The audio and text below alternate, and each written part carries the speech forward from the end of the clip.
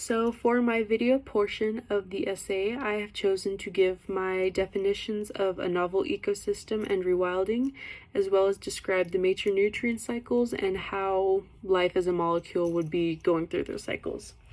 So starting with a novel ecosystem, my definition of a novel ecosystem is when a previously wild environment has a heavy human influence, but wild animals are still able to live in that ecosystem.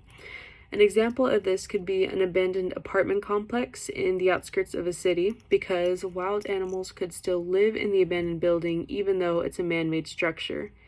Types of novel ecosystems I've seen are on campus. So, despite tech being a huge plot of land with man-made structures and buildings everywhere, wild animals like birds, gray foxes, and squirrels still manage to make this campus their home, just like us humans.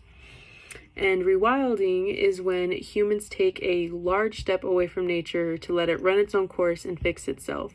So rather than having humans micromanage everything about an ecosystem to try and repair whatever's wrong with it, we let Mother Nature do what she does best to fix anything that may be wrong in an ecosystem and only provide a little help to just move things along. So an example of successful rewilding is in the United Kingdom when they introduced beavers to Welsh land.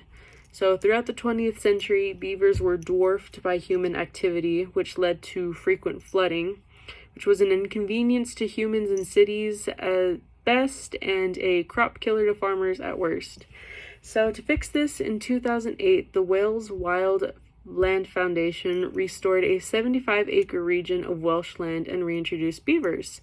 The beavers then quickly put an end to the flooding problem with dams and were also able to increase the population of otters, fish, birds, and dragonflies. Moving on to the 5 nutrient cycles, there is the water cycle, which is the continuous movement of water within the earth and atmosphere. The carbon cycle, which is the natural flow of carbon throughout the atmosphere in different forms. And the 6 main processes in the carbon cycle are photosynthesis, respiration, exchange, sedimentation, extraction, and combustion. The nitrogen cycle is where nitrogen moves through living, non-living things like soil, plants, water, animals, and bacteria. The phosphorus cycle is the transformation and translocation of phosphorus in soil, water, living and dead organic material. And then the sulfur cycle, which is the last one, is the movement of sulfur through the geosphere and biosphere.